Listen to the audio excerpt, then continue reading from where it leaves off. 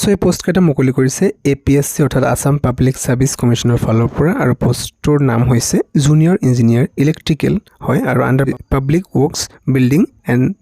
NH department so ইয়াতে 53টা post আছে ক্যাটেগৰি wise আপোনালোকে ৰিজাৰ্ভেশনটো চাব পাৰে ওপেন ক্যাটেগৰি 25টা আছে ৰিজাৰ্ভ ফৰ ওমেনৰ বাবে 9টা আছে ইয়াতে যিবিলাক দিয়া আছে ৰিজাৰ্ভেশন কৰা সেই সম পোষ্ট ইয়াতে ডিভাইড কৰা আছে চাব পাৰে আপোনালোকে 14000 পৰা ষ্টাৰ্ট কৰি 70000 ইয়াতে পে স্কেলটো ৰখা হৈছে গ্ৰেড পে 8700 তাৰ পিছত ইয়াতে আপোনালোকে চাব পাৰে এলিজিবিলিটি ক্ৰাইটেৰিয়া ক্ষেত্ৰত অসমৰ স্থায়ী বাসিন্দা হ'ব লাগিব এডুকেশনাল কোৱালিফিকেশনৰ ক্ষেত্ৰত 3 বছৰৰ ডিপ্লোমা থাকিব লাগিব ইলেক্ট্ৰিকেল ইঞ্জিনিয়াৰিংৰ ক্ষেত্ৰত যিকোনো ৰিকগনাইজ ইনষ্টিটিউচনৰ ফালৰ পৰা বাই AICTE তাৰপিছত ইয়াৰ বাবে আপোনালোকৰ যিবিলাক ৰিলেভেন্ট ডকুমেন্ট মানে সেমিস্টাৰ হিচাপৰ গোটেইকেইটা মাৰ্কশিট আপোনালোকৰ আৰু সাৰ্টিফিকেট পাছ সাৰ্টিফিকেট এটা সাবমিট কৰিব লাগিব এপ্লাই কৰাৰ সময়তে যিবিলাক ৰেগুলাৰ কোৰ্স আছে এটা ৰেগুলাৰ কোৰ্স হ'ব লাগিব এটো যেটো আপোনালোকৰ 3 বছৰ ডিপ্লোমা তেতিয়াহে এলিজিবল হ'ব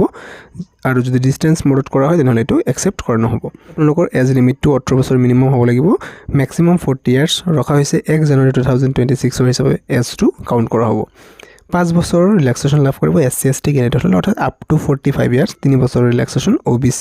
MOBC ক্যান্ডিডেটৰ বাবে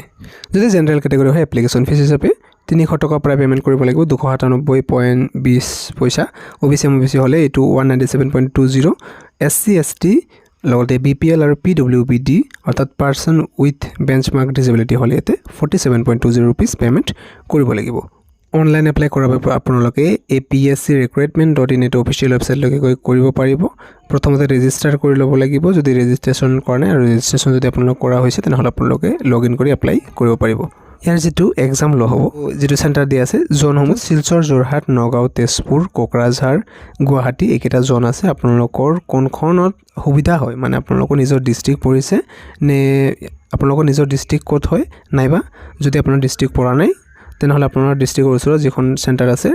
সেইখন আপোনালোকে এপ্লাই কৰাৰ সময়ত সিলেক্ট কৰিব পাৰিব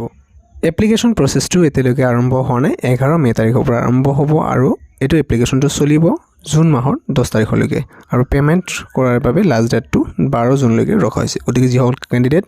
এই কোৰ্সটো কৰা আছে মানে যেটো আপোনালোকৰ 3 বছৰৰ ইঞ্জিনিয়াৰিং ডিপ্লোমা আছে ইলেক্ট্ৰিকেলৰ ক্ষেত্ৰত যদি ইন্টাৰেষ্টেড যদি হয় তেনেহলে এপ্লাইটো কৰিব পাৰে কিবা বুজিব অসুবিধা হলে কমেন্টত নিশ্চয়কৈ জনাব ভিডিওটো লাইক এটা কৰি ৰাখিব থ্যাংক ইউ